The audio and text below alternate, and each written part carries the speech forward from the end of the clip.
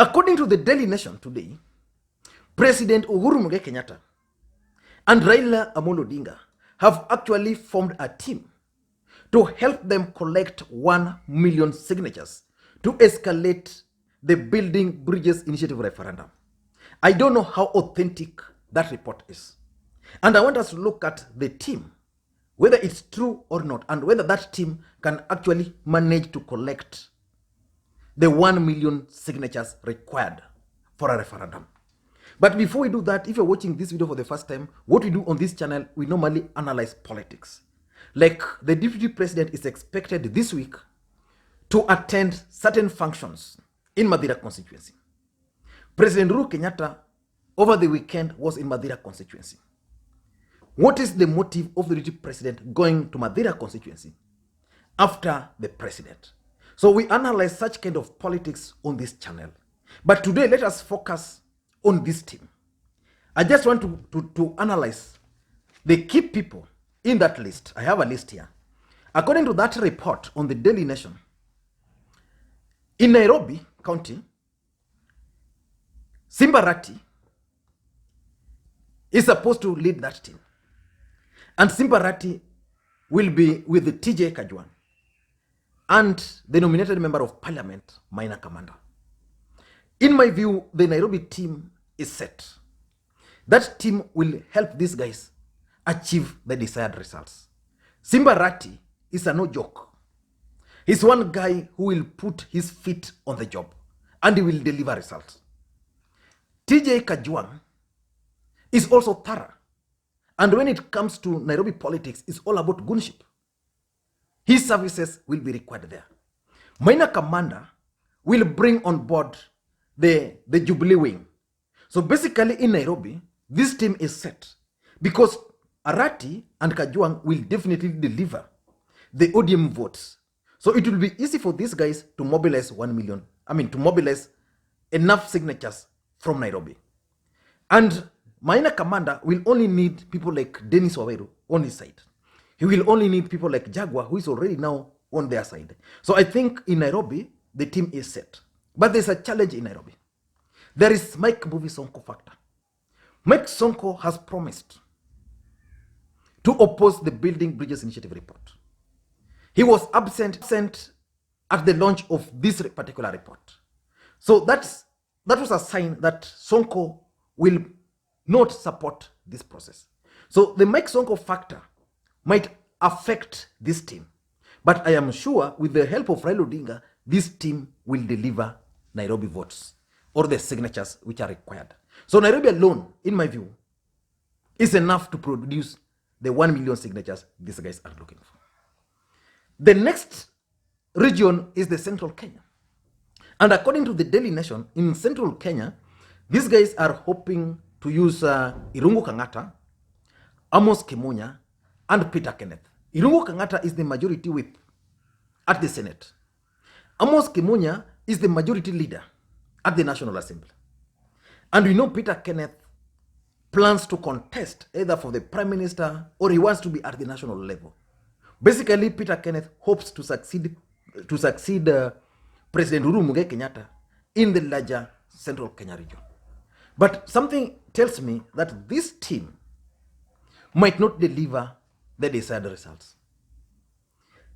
President Uhuru Kenyatta needs a strong person to join this team. In my view, the president needs William Kabogo in this team. With William Kabogo joining this team, then they can deliver the results. Of course, what they want is only 1 million signature in the entire country. And they don't need even to go to Central Kenya to get the 1 million signature. But this process is enough to build a momentum. So the president handlers, and I'm going to do a video on this, the president handlers are actually letting the president down. And the president should fire them. So in this team, the president should and must reach out to William Kabogo. The other guy who should be in this team, in my view, is the Muranga member of the Muranga governor, Mwangi Wairia. With that, those two members added to this team, I don't think there's any other problem. Of course, in central Kenya, we had Anne Waiguru as the face of the Building Bridges Initiative campaigns. But Anne Waiguru was punctured by that impeachment process. But personally, I strongly believe that this team of Amos Kimunya, Irungu Kenyatta, and Peter Kenneth might not deliver the desired results. They need a strong person like William Kabogo and Mwangi Wairia on that team. Number 3 is the coastal region. According to the report, in coast, they have Hassan Joho, they have Amason Kingi, then they have Mohamed Faki, the senator for Mombasa, then they have Madzayo, the senator for Kilifi, then they have Agnes Zani, the nominated senator, then Naomi Shaban, the Taita Taveta member of parliament, and then Mishi Mboko. In my view, that team iko sawa. Hassan Joho will deliver, Kingi on the team will deliver. But I think they needed strong team from Kwale and Taita Taveta. Naomi Shaban is okay, but she cannot deliver alone. In Taita Taveta, I think the governor should be brought on board. The Taita Taveta governor should be brought on board. In Kwale, because Uhuru Kenyatta and Raila Odinga don't have a governor there, the governor is aligned to William Ruto, and these guys are suspecting William Ruto's supporters. In my view, in Kwale, they also need to do something. They must get either a strong member of parliament from Kwale, or they can bring on board the senator for Kwale, Juma, the son to Juma Boy. It's called Issa Boy. And with him on this team, I don't think there would be a problem. But in my view, the team is okay, but this team is full of Kilifi and Kwale. And I know internally that will be a problem. Then we go to Eastern. According to this report, in Eastern, there is Kalonzo Musyoka, who will work with the governors. And I'm only seeing possibility of 2 governors, Charity Ngilu and Alfred Mutua. Professor Kivutha Kibwana, in my view, is now deviating towards the deputy president William Samoei Ruto. Ruto is likely to oppose this report. So he would not want to participate in the collection of signatures. And because of that, Kivutha Kibwana might not be here. But according to this report, there's also the Rachel Nyamai lady. But in my view, Ukambani with Kalonzo at the top is sorted. Ukambani is sorted with Kalonzo Musyoka. So the addition of Alfred Mutua and Gilu will just serve the interest, the political interest of Raila Odinga and President Uhuru Kenyatta. But in Ukambani, I don't see any problem there. Now let's go to Northeastern Province. In Northeastern, they are proposing Aden Kainan and Yusuf Haji, which is okay because Northeastern, the population is low. That's number 1. Number 2, their politics is clan-based. But I think Yusuf Haji, not Hassan, Yusuf Haji should actually take a break. He prepared the report. He couldn't present the report because he's been unwell. So they should bring on board someone, let's say Ali Roba, to help Aden Kainan. Or they can go to Garissa and ask Duale if he's willing to support this thing.